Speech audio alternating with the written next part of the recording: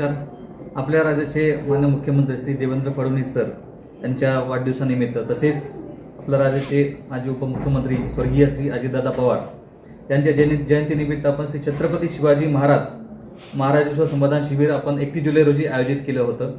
परंतु काही अपरिहार्य कारणामुळे आपण ते शिबिर 1 ऑगस्ट शनिवारी शिफ्ट करत आहोत.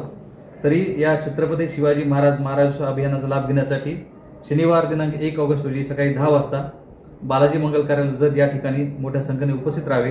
त्या ठिकाणी महसूल विभागाच्या 16 सेवा तसेच विविध शासकीय विभागाच्या इतर सर्व सेवा यांचा लाभ एकाच छताखाली आपण देणार आहोत.